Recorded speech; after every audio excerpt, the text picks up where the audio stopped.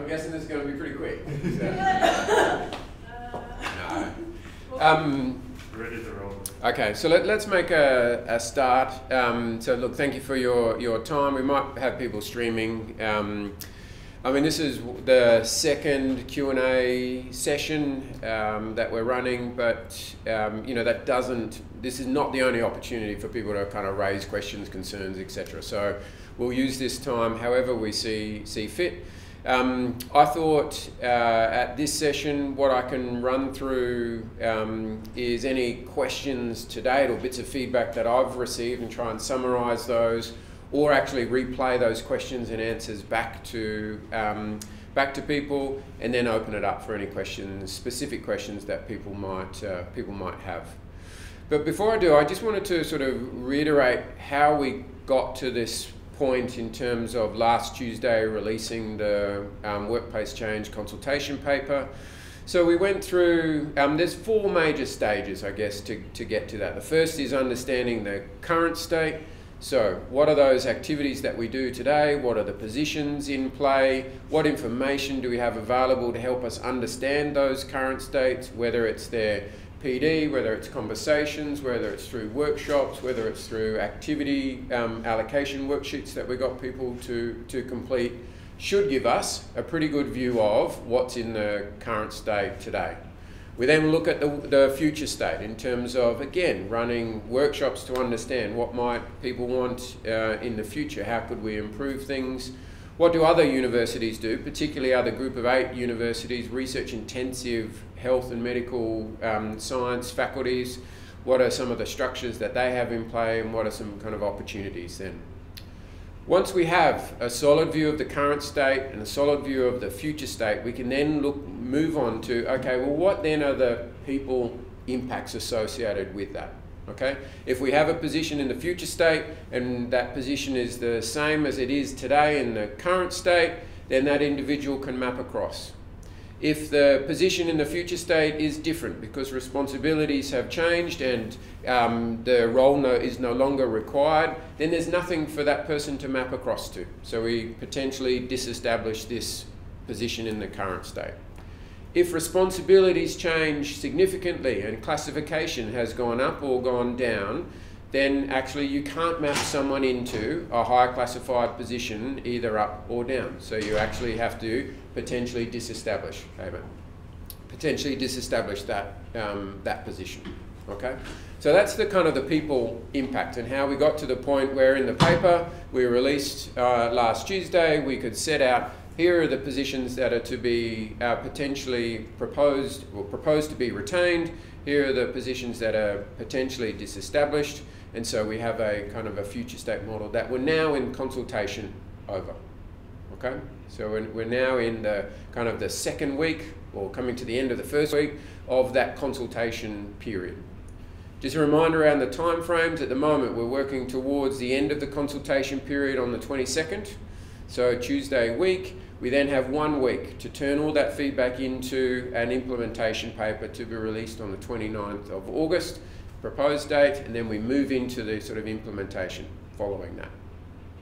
Okay, just thought it was important to just kind of reflect on how are we at this point today. We have been using Slido to capture a whole lot of questions, and I have been fielding questions, as are the HR team, in terms of bits of feedback or quite particular questions from people. I would encourage you all to actually use that mechanism. Either send me an email directly, send an email direct to the generic workplace change HR queries inbox, or make sure that information gets through. And we will be collating it all. Any email that comes direct through to me, I make sure that the workplace change strategy office team has a copy of that, so we have a full picture of that. Okay. Before I go on to any sort of questions that kind of people have asked previously, I might just sort of open it up to any of the team here about whether there are any particular questions or things that in particular you'd like me to focus on this afternoon. I've just got a couple of questions about Ken. PDs. Yep, sure. This is the lab managers Yep. Basically, the preamble for both is identical, but at different levels. For the lab coordinator and the lab manager? Yeah, the preamble is identical. Yep. In the preamble, it says they are responsible for ensuring the faculty's research facilities meet all obligations in terms of research regulations, lab practices, workplace health and safety and procedures. Yep. My reading of the university's responsibility matrix for health and safety, that is the responsibility of the deans and heads of school. Yeah. So I don't understand why that's in those descriptions at all. Yeah. Because it's fairly clearly in that it should be in the deans and the head of schools rather than these positions. Yeah, and okay, and it is in the deans, and as designated officers, the dean, the GM has workplace health and safety responsibilities. It's saying that they're responsible for the faculties, and they can't be responsible for the faculties. Yep. That's just wrong. Okay. So again, please put that feedback in writing. That's why we have the process. Doing it here now. Okay. Can you put it in writing, please, Ken, so we can track it? In the responsibilities to ensure hazards are identified and controlled. The last bit, the hazard identification risk tasks, that's clearly in the supervisor's responsibilities, as these positions have no reporters to them. They're not supervising anyone, so once again, that shouldn't be in their position descriptions. Okay. So, okay, fair point. I think it's everybody's responsibility, though, to identify hazards and report hazards. Yeah. But the way this reads, this doesn't fit in to where they are in the... Okay. That should be in a supervisory position, not in a person who has no reports to. Okay. Good feedback. Thank you. Any questions at the process? Anything else? So we'll capture that with the team here. We'll make sure that we kind of reflect. So you can either write or submit, or we'll make sure we've captured what you're articulating, and we'll submit that accordingly on your behalf then. Okay. Carla or Judy, any questions? I've got a list here that I can go through to step through. Obviously there was a need for transparency. Yeah. Why was there a need to have the structure with everybody's name and title? Why not just the title and the level in the first document, and then in the second part, because the document in itself, I'm sorry, but it was very hard to follow because one didn't come underneath the other. So you're flicking backwards and forwards between sheets. So to me it would have been sort of structure of your school, the positions like, you know, say lab coordinator, student coordinator, educational officer, manager, etc. And then their level, but not necessarily the names. And then in the next part of the document, write positions to be retained, positions to be disestablished. So there's still a level of transparency as in the structure of the school. But people didn't feel so named and shamed. And from that point of view, there's a lot of people that feel, that it's sort of, it's difficult to then come along and apply for a position again when it's sort of so openly noticeable that your position wasn't seen to be a position of that level. Okay. So therefore, why do you think you can apply for another position at that level? Yeah. Because it's deemed that really you should be at this level. Okay. So, I mean, there's a couple of points in there, Judy. Maybe I can just step through and then see if I've kind of addressed some of your main points. So, in terms of the structure of the workplace change document itself, it's a very prescribed structure that we need to follow. What we're trying to do is make sure people get access to other workplace change documents so people can see other organisational structures in place. But if you lined up all 7 workplace change documents that were released last Tuesday, you'd see they're virtually identical in terms of their structure. Okay? And there are a number of reasons for that. Our enterprise agreement is quite prescriptive in terms of what must go in the workplace change document. Okay?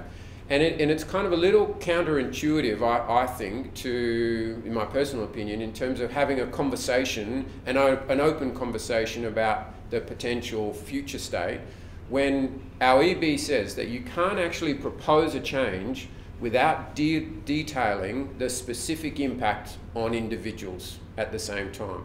Okay? So what we could never do is go out and say, here's a proposed future state structure, without actually reflecting what that impact might be on individuals. You actually have to show the two. You have to say, here's the current state, here's a proposal about the future state.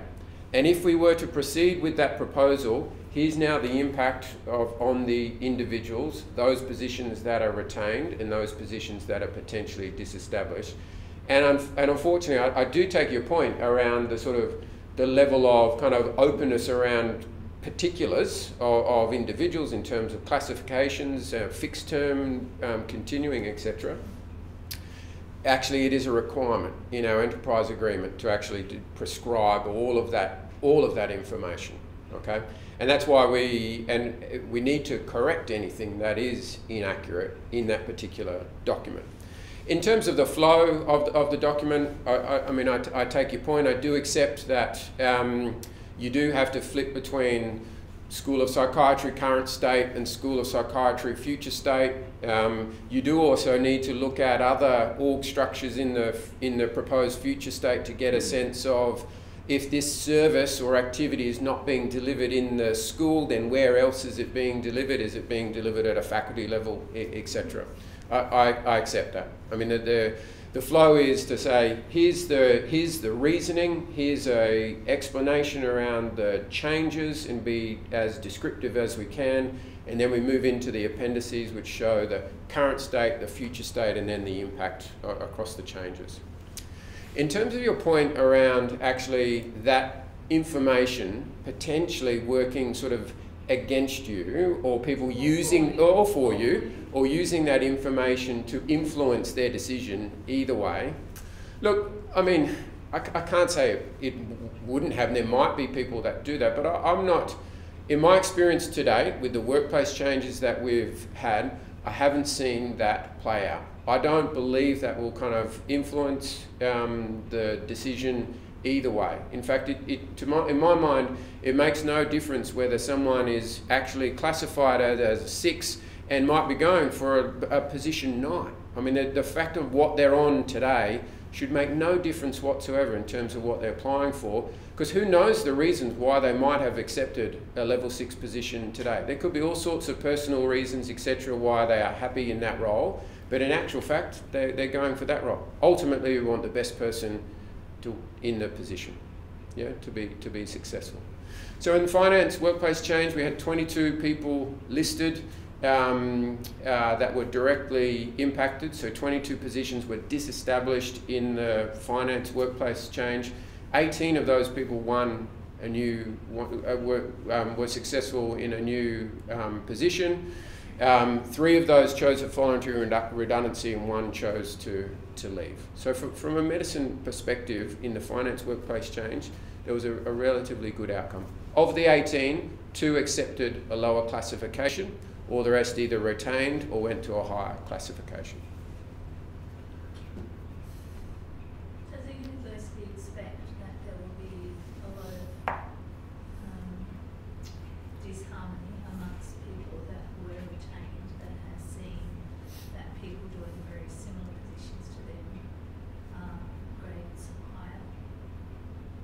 higher? So I think there is an expectation that this exposes a lot of kind of legacy issues, which we are kind of actively trying to address as part of this. You know, I want to know. I'm not talking about my role. I'm just sure. talking about people that Yeah, and I think it's a couple-fold, right? I think it's there are current inconsistencies within medicine. Okay, there are inconsistencies if we compare medicine to other faculties, particularly the STEM faculties. I think is the best sort of comparison if you were going to make a comparison. There's some inconsistencies, both up and down. You know, we're not always necessarily lower. We are higher in some cases. So inconsistencies. There is also an inconsistency between actually all of the people in scope are on operating, and then you have the half of our workforce are paid by restricted funds, okay? And you often have exactly the same people doing a really similar role. They just happen to be paid by restricted monies versus operating monies. These people are completely out of scope for this workplace change, and then these people are in scope. And just today, I had a request for an admin assistant role paid by restricted into one of our research centres, okay? I've refused to accept that. How can I actually accept to recruit and advertise for an admin assistant role just because it's unrestricted when I have all of these people over here that are potentially impacted as a result? So I've just said, you need to wait, please, because it's unfair. We go and recruit someone else and we've got this whole process underway at the moment. It was a call at a university level that we made in terms of restricted. I get the reason why, but you know, it doesn't necessarily make it kind of fair or transparent across the board.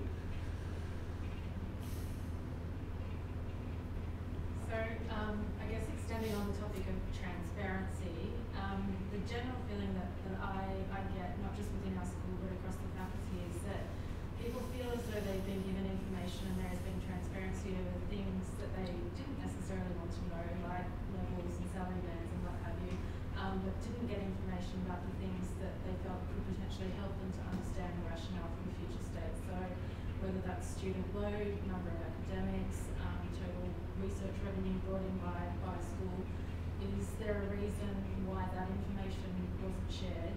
Would you consider sharing that? Well, I mean, it's publicly available information, so I have no issue sharing it. I mean, did it, just trying to think, did I actually make a direct decision to put something in a workplace change proposal because I saw one school had X amount of, you know, student FSOL versus another FSOL?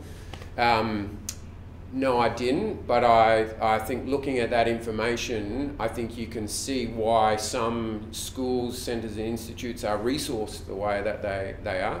But I mean, I think if it helps people get their head around it, I'm very happy to share it. I mean, it's publicly available information around our academic FTE, our student FSOL, our kind of staffing numbers.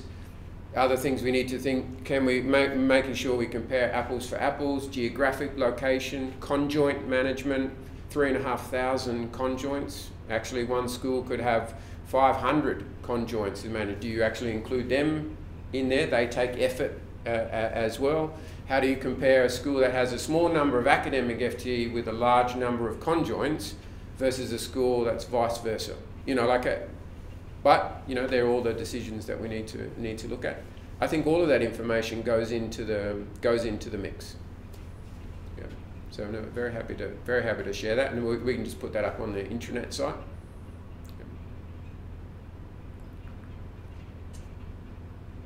I've got a couple of maybe I'll just work through the questions that were sent through on Slido.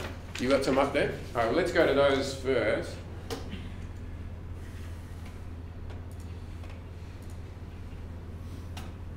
Okay, are all available position PDs now listed on SharePoint? No, I don't believe they are as yet. So all new and vacant PDs are on there, and they're in the process of making sure we load up all of the PDs for retained positions.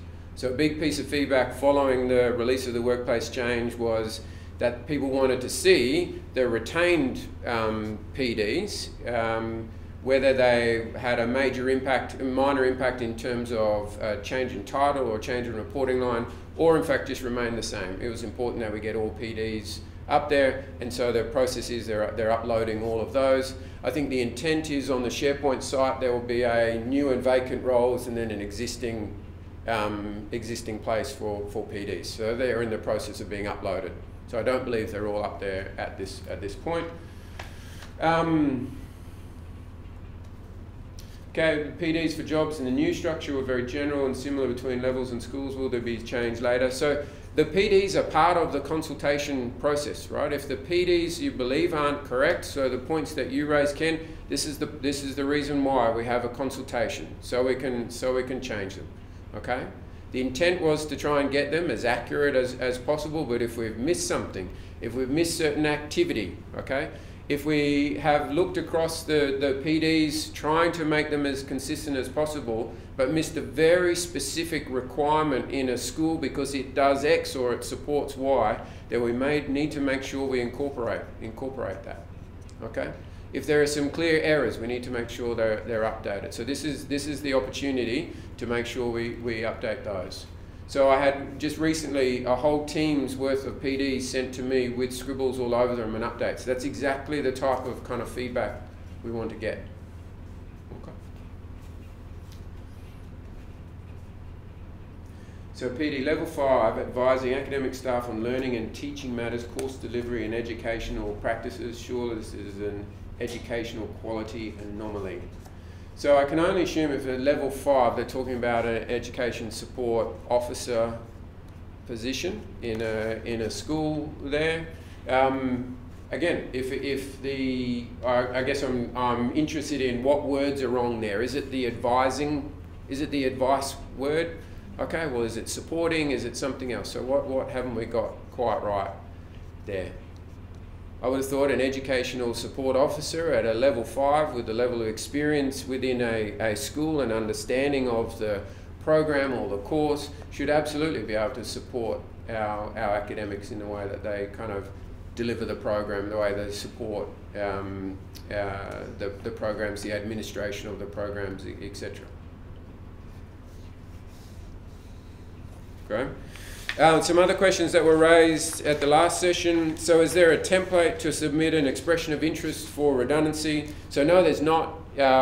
Within the workplace change document, it just says to email Julie Cook. So any staff member listed in a position that is potentially disestablished, email Julie Cook by the 22nd of August, so 4 p.m. All we really need is your name, your ZID, that you're interested in submitting expression of interest, and then a date you're proposing for consideration. Okay, they're the bits of information that we need. So is there a kind of a penalty or an incentive for submitting an expression of interest process? No, there's not. Okay, so any staff member listed can forward that expression of interest. There's no penalty at all, and the entitlements are the same under the enterprise agreement. There's no incentive for you to do that either, okay? So there was a question about if my role has gone down a level and I don't apply, will I get appointed to that role if I ask for redeployment? No, okay, it doesn't work like that. So in the event that the workplace change is implemented and we've got these new and vacant positions, so they're in the first instance available to all people that are in disestablished positions, okay? So that's the first opportunity in terms of the recruitment. Actually, consistent within our EB, the university can place a disestablished staff member into a position, but it needs to be a position consistent with all of the terms in the enterprise agreement. Okay, needs to be at the appropriate level in a position that they could feasibly do, even with some additional training. Okay, so there is always that requirement in our position description and under the enterprise agreement today, even outside of the workplace change process. So if an individual who has been disestablished chooses not to go through the process for applying for a role, then at the end of that process they've got sort of two options available. They've either actually they're retrenched, okay, because their position is no longer required and they are retrenched, or they choose to go into a redeployment pool. That redeployment pool is a process that is clearly articulated in our enterprise agreement, and so the university and the individual has an obligation within that redeployment pool to find meaningful employment for that individual. Okay, even and it needs to be that they can feasibly do it with some training as well. So they could also receive additional training to go into that. But you can't force an individual into a particular position at a lower or higher classification. If my position has not been made redundant, can I still ask for a redundancy? No, you can't. Okay, so staff who are not significantly impacted by the proposed changes are not eligible for a redundancy.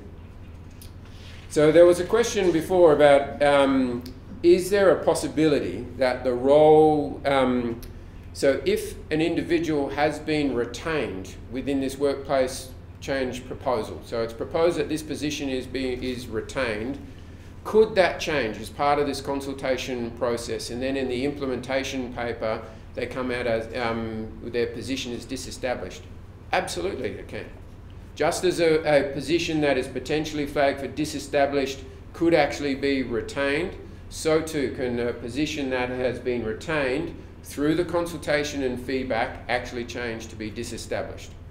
Okay?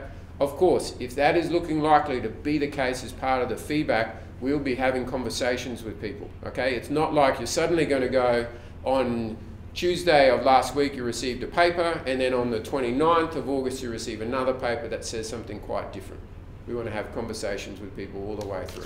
Okay? But it is a consultation process. That's the whole point, that things could change. Question about position descriptions for mapped positions be revised. So I think I've covered that. Yes, depending on the feedback, we update them, fix them. We've got to get them right. Okay.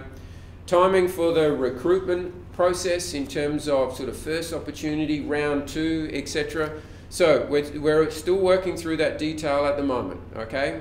Let's assume for a second that though that we pass through on the 29th of August, we have an implementation paper released. We would then move into the first opportunity round. Okay, that means people in disestablished positions would be able to apply for any new or vacant positions in the first instance. Okay. What is being discussed is to try and make that recruitment process and selection process as seamless and as kind of least onerous on people as possible. Okay. So it's likely to look like an expression of interest process for a job and an update of a CV and some kind of modified interview or selection process to try and move through that quickly. We're not going to be asking everyone to complete the selection criteria, a full CV, have one-on-one interviews, etc. We want to try and move through this as quickly as possible, but as fairly as possible. Okay? Once each position has sort of been closed in terms of we've exhausted the options within the first opportunity, as soon as that is done, we'll open round 2 for that particular role, which will be internal to the university. Okay? In some instances, I would imagine only at the quite senior positions might we open that up at the same time to external, but we'd only be doing that if we knew that there was very little opportunity left for someone within the university to actually apply for that role. So the options, I think, would be few and far between when we would do that. I think it might be very senior, or it could be a real specialist skill set. Okay? Particularly when we start to look at some of our research facilities in terms of our Biological Resources Centre or our Gross Anatomy Support Unit, where you have some really particular skill sets there. Okay? And it's unlikely that they would exist in other faculties across the university. They may, but unlikely. So there's, great, I'll get to that in a second. There's not going to be any sort of one timing for every single job in terms of round 2. It's really going to depend, because I would anticipate the recruitment process will be staggered. Okay, we will stage it to make sure we kind of work through the positions as quickly as possible. Okay, if I decide to take the redundancy at the end of October, would the 10 weeks notice still be paid? Okay, so the way the redundancy process works, okay, let's assume that the go live date, if you like, is the end of October. Okay, an individual, the 10 weeks notice period starts following that time. Okay, so if someone chooses to elect to leave the university prior to that process within a voluntary redundancy or a retrenchment, they're still entitled to that 10 weeks period. The 10 weeks only starts from the moment the go live date occurs. Okay, an individual can still stay from that time and either choose to go into the redeployment pool or choose to look at other opportunities if the recruitment is still occurring, but actually they're moving into that 10-week period. Let's say a week into that 10-week period, they actually decide to leave. their entitlement becomes that 9-week period plus all of the rest of the entitlements that they would be eligible for under the enterprise agreement. Okay? But if someone actually puts in an expression of interest, a voluntary redundancy, and chooses a 15th of September, just pluck the date, 15th of September, end date, okay, in terms of when they want to exit the university, their entitlement becomes all of that 10-week notice period, plus any of their entitlement that they're eligible for in terms of their tenure at the university under the enterprise agreement. Okay?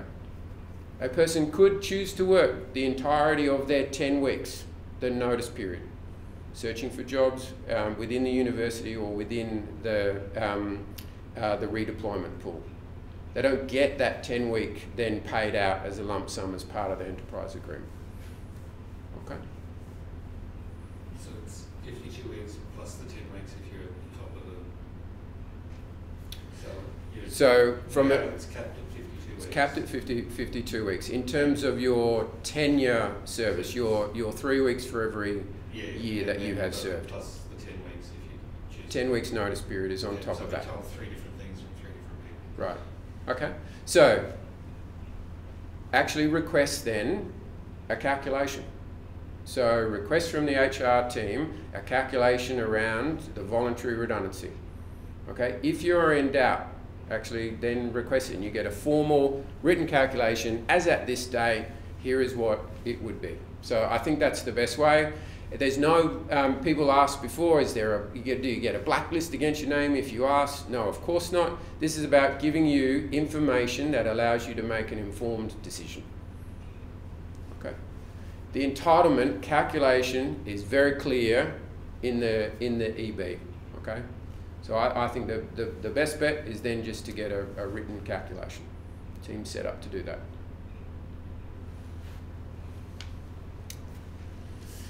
Any other questions, comments?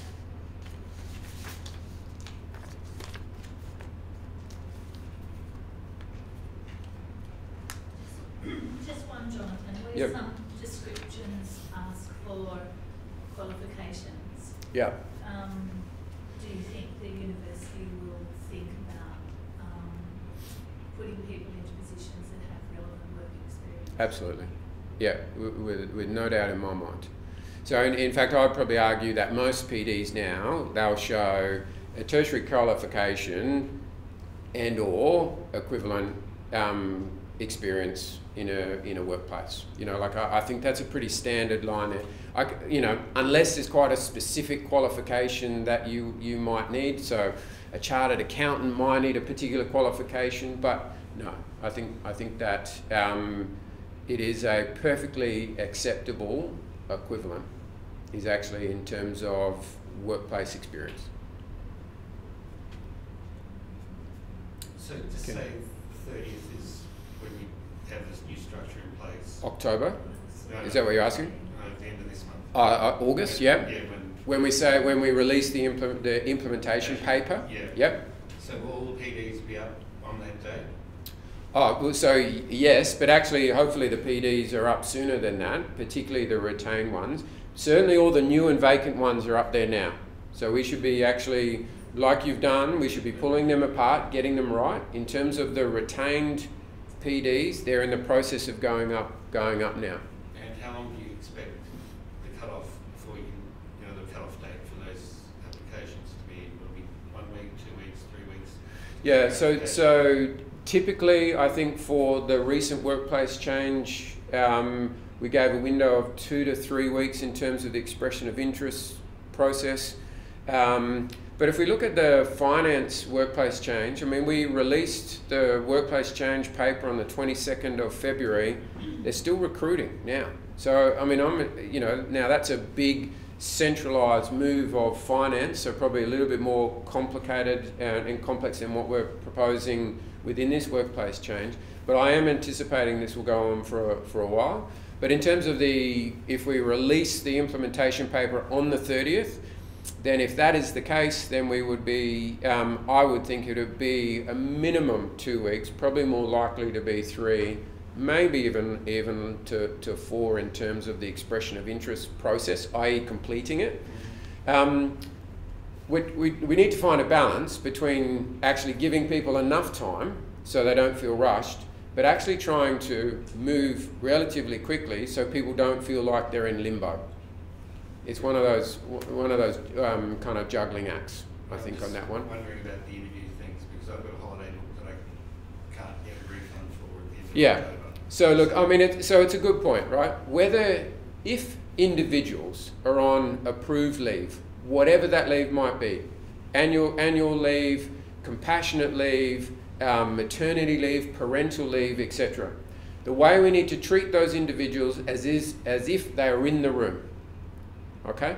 So we need to give all due consideration to people's own personal circumstances. Okay? So if that means that actually it just so happens that the roles that you're interested in, you put an expression of interest for within that date, that cannot disadvantage you, the fact that you are away on approved leave. So we would either need to try and bring the interviews forward if we could, or schedule them at a later date. And that happened all the way through the kind of the finance workplace change, where we were kind of mixing it, shifting it in order to meet particular circumstances. So absolutely. So if my current contract expires, so there's a fixed term contract expires on the 30th of November and I was made redundant, do I still get 10 weeks notice period? So, I'm not sure if we have any who are ending that soon after that weren't fixed term retained rather than established. Yeah. So I mean, we need to look at this. There were in a lot of cases, actually across the workplace change proposal, fixed term positions were retained and they had a variety of kind of end dates. Okay. So if a position was disestablished, though, a fixed term position was disestablished, they would be entitled to the 10-week period. Yeah.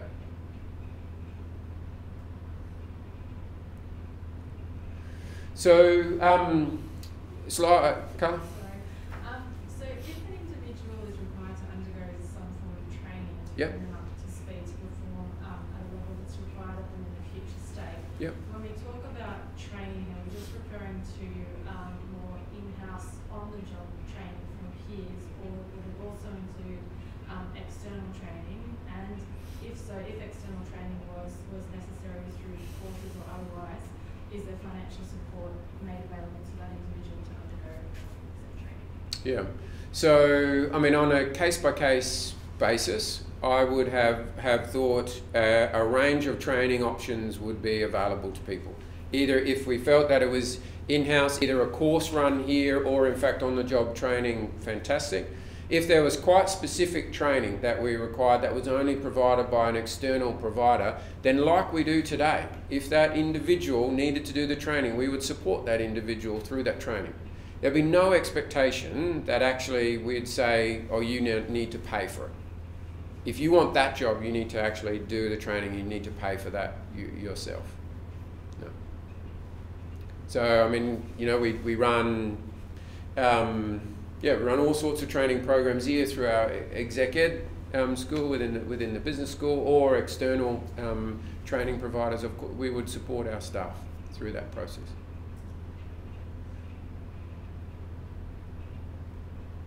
Any other questions? No more on Slido? So Slido will be open for a week. Until the end of the consultation period, so we'll be answering any questions. Answers that we've done today will go up on the intranet site from the last Q&A session. From this Q&A session, we'll produce those and also put them up. Up on the intranet site, there's a range of documentation, there's all the presentations, there's all the videos, so everything, that's the repository of information. We'll get up some data around kind of academic FTE, student FSOL, etc., because that's useful information that people can see. I think it might surprise people in terms of seeing the size and complexity, geographic distribution, etc., of some of our schools. When you talked earlier about some schools having, say, 500 conjoints and Yeah. some maybe having 70. Yeah. Is there any process whereby there's an enforced system whereby a conjoint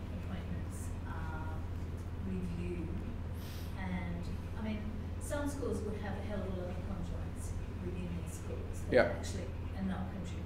Yeah. Have contributed for some time. So they could be seen to have a lot of conjoints, but not necessarily have conjoints who are actually adding value to the university. So, I mean, the conjoint management process is a, is quite is a project that medicine has to look at significantly for a number of reasons. One, I totally agree. We've got 3,500 conjoints on the books. Their contribution in terms of teaching or research is really hard to quantify. So we need a process of looking at that. We need a process of trying to streamline or automate much of the application process, the renewal process, etc. So we know actually where are these conjoints, what are they doing, etc. There is also a more challenging piece of work to try and set some expectations around our conjoints.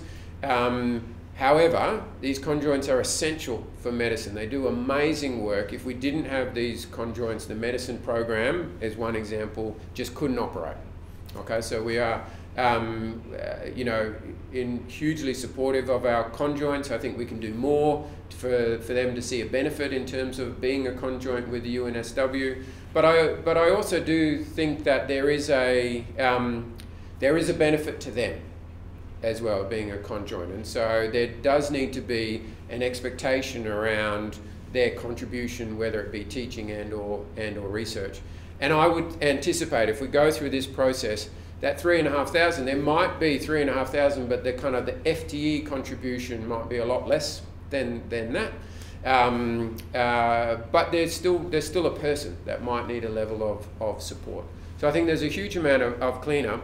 And I guess my point around conjoints was making a point around making sure we compare apples with apples. Making sure we can see what I think it is counterproductive if people start to drill down in some of those numbers and start trying to see things that don't exist. And so I'm just mindful of as soon as you put data up there, even if it's quite high level, even if it's draft, etc., people make assumptions around all of that. So that was all I was trying to do, was making sure if we put stuff up there, actually this is one piece of information that we use to try and inform the future state. So, any other questions? Okay, well, we might draw it to a close. Thank you for attending. Please, if you have any questions, come and meet with me, send me an email, pick up the phone, give me a call. I'm very happy to come and meet with you individually, for you to meet with teams, etc. Okay, so this slipped in right at the last moment. So if I apply for a few positions across the faculties, yes, we encourage people to apply for as many positions that make sense. Will I get enough time to do all the interviews and find out all the results before I make a decision? Well, I guess it depends on what roles you apply for, okay? So if you are applying for a whole bunch of positions that happen to form, land or fall at the same point in time, then you might be in a really fortunate position where you go for interviews and you get offered 3 of those positions and you get to have a choice, okay? But if you're applying for jobs where a position is open early in the piece, but another position doesn't actually open till later in the piece, then you might not have that luxury, okay? And it will come down on a case-by-case basis, okay? But do people kind of change their minds, etc.? Yes, that happens. But if you are offered a role and you accept that role, at that point that you've accepted that role, you've made a contractual obligation, so you're no longer entitled to the redundancy. Okay? But if you can be offered multiple roles and you can choose to accept. But likewise today, you can also be offered a role, you can accept a role, and then you might be given another offer somewhere else. You can actually accept that offer. So no one's telling you what role you have to accept. Okay? At the end of the day, you want to accept the best role for you. That's what we want. We want people in the right positions that are best for them. But clearly we want to try and move, we want to fill positions as we go, and we want to kind of land people in. But in finance, that's what happened, right? People won a role, they wanted to delay a bit because they had a position coming up, and I think people were very flexible with that. Okay. I don't think there were too many examples of someone winning a role, accepting, and then being offered a role, then accepting it, and then being offered another role and accepting it. It might have occurred, but I'm not too sure. At the end of the day, actually, you can do that now. So this workplace change process doesn't change that. Anyone else slipped a final question in? Okay, thanks for your time. I appreciate you coming along. Thank you. Oh, here we go. Someone's deliberately doing this. Okay. In situation where the position of the manager is vacant, who will conduct the interviews, or will you hire the manager first? So, if ideally we have senior positions in place that have reporting lines, we hire them, and then they're part of the selection process following that. But if we can't, then there's a range of other people that can kind of perform those particular functions. Okay.